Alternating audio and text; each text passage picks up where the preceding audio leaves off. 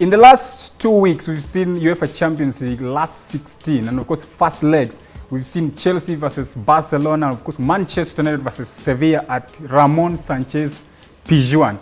And of course, for the first time, I have a new Manchester United fan on the set, and that's where I had to start. Manchester United went to Ramon Sanchez Pizjuan. Mike, were you satisfied with what we saw under Jose Mourinho in Sevilla? That was a classic choke performance from my squad.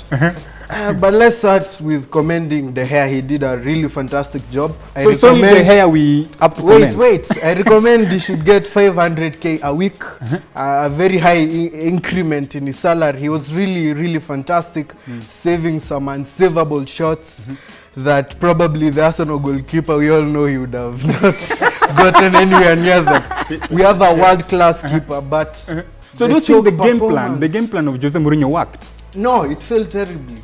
His plan was just to park the bus. I thought he just wanted to get a point. And when you are playing a team like Sevilla, who you know what they can do to you when you give them enough time to pick up pace and you give them enough time to play around with your defense, De Gea will have to make those difficult saves, and you don't want to put him in that position. So it's like Old Trafford. What do you see happening at Old Trafford second leg? If Mourinho does not change that game plan, I see us making very early exits. I see us receiving heavy defeats at home. Jared, Arsenal is mentioned, Arsenal goalkeeper. Man United went to Ramon Sanchez Pizjuan. What did we see? Okay, kama tizo siku zingine vemi usema, the only player Manu mimi na recognize is only De Gea. The last time walicheza na Arsenal, he made 14 crucial saves. They played against Liverpool, another karibu 10. Now Sevilla, 8. So he's the only player in that team mwenye anaonekana anakufia team. Yeah, because Manu wamesimama like 7 huko nyuma, but the defense still ni porous tu. Unaona tu Sevilla were going like just whistling past them. So second leg now on the other hand, if Manchester United go with the same plan and walienda nayo Pizjuan, umeita Pizjuan, ni early exit venye amesema. Early exit. Matters goalkeeper. Goalkeepers, of course, Manu have an upper hand, but maybe come end of the season, Arsenal may just, pull a surprise. Yoga, as a Manchester United fan, I know, for me, I predicted this game would end in a draw because I know Jose Mourinho going away, he can never attack. Yes, because when I saw the starting lineup, Niliona alianza na Herrera in that midfield, that means he decided to go defensive. Are such tactics good when it comes to Champions League? The tactics are no. For me, the tactics are not okay with me. When you look at Mourinho, other last week nikisema formation is our big problem. Like Mourinho goes there, he makes football to become more boring. Like it is not entertaining in any ways. Like anakuja I don't know, when he went to Sevilla, he was looking for a draw, and that's what he got. But now coming to Old Trafford, what do we expect? With Mourinho na formations, I don't know. Maybe at a decide to make an attacking football. Uliona the minute when Herrera aliumia akaleta Pogba. I don't understand why he put Pogba on bench. Rumor has it that there is there's a bad blood between them. Some griefs.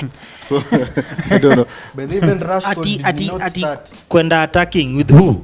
Lukaku is firing blanks. Sanchez ndio huyo anazunguka tuko. He's holding the ball. Venye alikuwa anafanya Arsenal, ameenda counter, umeona watu ndio wale ameenda. Bado anataka ku dribble 1-2. That is why he was sold by Barcelona, by the way, because alikuwa anakilio attack yao. So you guys say that if Man United are not, cautious, Jose Mourinho in terms of his tactics, early exit in a because Yoga, do you hold the same thought? I hold the same thought, but I think this time around he'll be forced to come around because he was looking for a draw, and he got it. So coming to Old Trafford, we need at least 2 or 3 goals. Okay, they also need to understand pia Sevilla wako na one fantastic goalkeeper, Sergio Rico. Yeah, he's one of the best goalkeepers. Even Manchester United has one of the best, he's if the not the best. He's the best. In fact, he's the best in the world right now. Let's now leave Manchester United versus Sevilla. Let's talk about Chelsea versus Barcelona at Stamford Bridge. Jared, last week you guys said that hapa Chelsea wanakula over 3 goals. Yes. We saw something else. Barcelona on the brink of losing that game. What went wrong, or what went right for Chelsea? Okay. But then congratulations to you guys. Somehow, some way, you managed to weather the attack. Alafu and you came out with a draw, which was good for you guys. But ukiangalia, this is not the Barcelona we used to know. The Barcelona which played Arsenal like 5 years ago. Because if you remember the Barcelona that match, that Chelsea played 5 years ago. Exactly. Right? If you remember, and Chelsea beat them. This game, by the way, I was surprised because Barcelona went the first half without even one shot on goal. That same thing happened to Arsenal when they played Arsenal. At the Emirates. Yeah, at the Emirates. And we ended up winning the match 2-1. But what happened when we went to Camp Nou? 4-0, I think, or 4-1. So, the team has changed. Ukiangalia venye Valverde amechange the team. Sasa hii wana play more of defensive. They don't play high line venye walikuwa wanacheza then pressing you guys. So now they're not conceding goals. Like the whole of the season wame concede like 14 goals only. So going into the other end, Camp Nou. Yeah, it's gonna be tricky for you guys because pull another PSG for you guys. 6 goals. Yeah. Right. Mike, last week, I said it on my social media platforms that Chelsea was playing against the world because kila msee was saying hii ni Barcelona. Peana Barcelona kichwa any day. What went wrong for Barcelona? I think we are giving Chelsea too much credit. They played well. I will not deny them that. I think Willian carried the team. Hazard was playing well. Kante had Messi in his back pocket in some moments. What did I tell you? It was Kante. Kante did a fairly good job.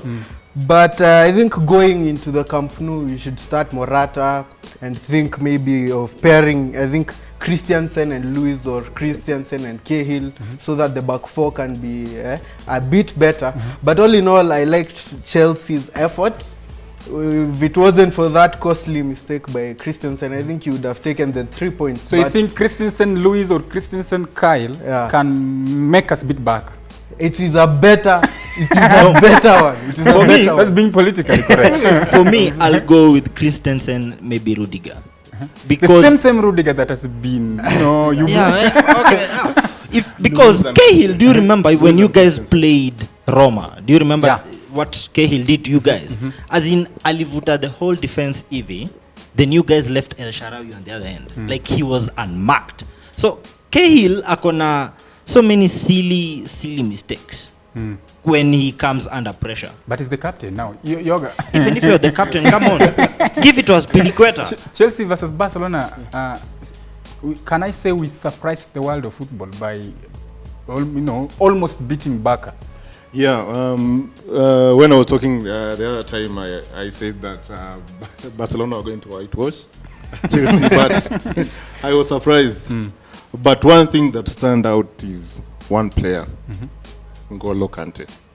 N'Golo Kante was the one, he's the one alikazia awase kabisa, alieka Messi on his back pocket completely. Alafu look at that, that's as Piliqueta Fabregas sandwiching. He literally carried the team. Alafu Willian alikuwa tu on another level. Uliona aligonga chuma mara mbili and finally he scored. Hiyo mechi hata ningeshinda. I think kina Christensen ndo alimess around Messi akafunga. So going to Spain, where do you see Chelsea? Because last week you guys kind of ruled out Chelsea in the first leg. Where do you see Chelsea now? For me, first leg nilikuwa najua Barcelona itachapa Chelsea, but it didn't happen. Now it will be tricky. Probably it will be 2012 all over again. All right, Jared. 2012 all over again. Listen, Chelsea are going to surprise Barcelona. Jared, this is when maybe 2012 or maybe. So things you're not that sure. make me happy. But me, I'm sure. all over. By the way, you remember Messi sahi amefika ile point, like if he decides to carry the team, he will carry the team and he will score. Sahi Suarez ako ayuko form because group stages hajafunga.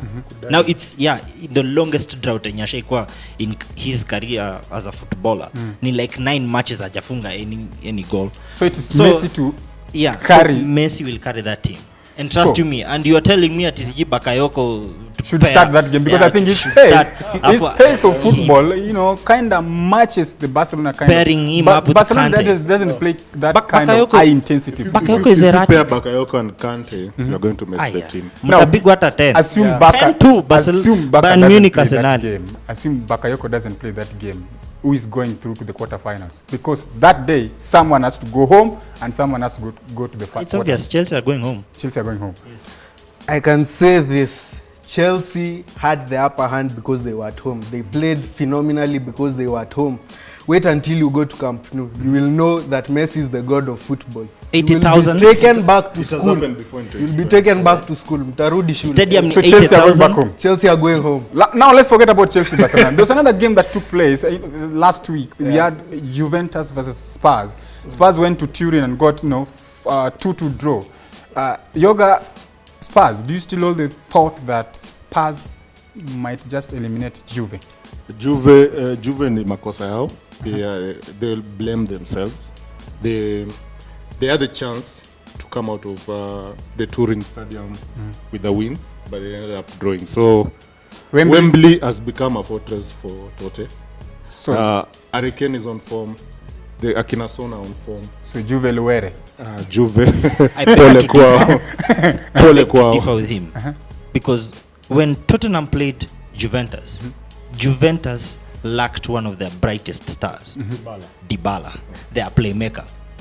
So if he comes back, my friend, kuna mali Spurs wanatoka nje. Wanaenda nje. Spurs will surprise people this season.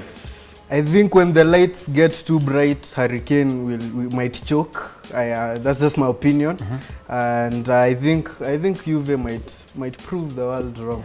Experience might prove the world wrong. Even though Hurricane scores goal.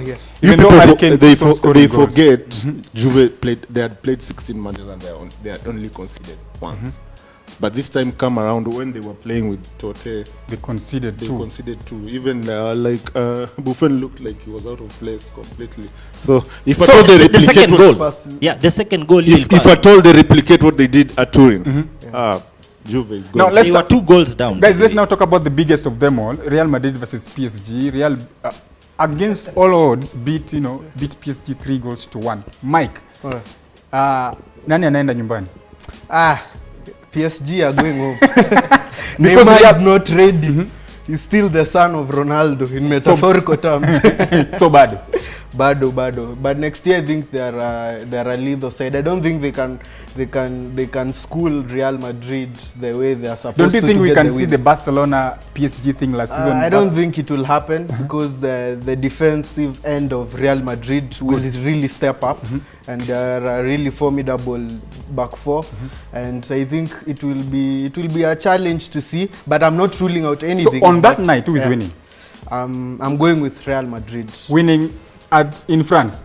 Okay, they lose 1-0. They will lose 1-0. I'm just saying the one who's going home is PSG. PSG. Jared, Real Madrid. I mean PSG versus Real Madrid. Now let's look into the future. That game. Yeah. Okay. Ukiangalia game, it was all about tactics. Yeah. Because Zinedine Zidane, when you alianza first half, he saw it wasn't working for him, so he brought out Casemiro, then Asensio, so he decided to go all attack.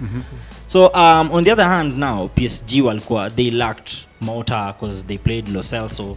On the right side they lacked Kuzawa, they played Yuri, so they lacked a couple of players when you first team. So going into Paris, I think it's going to be tricky. Yeah.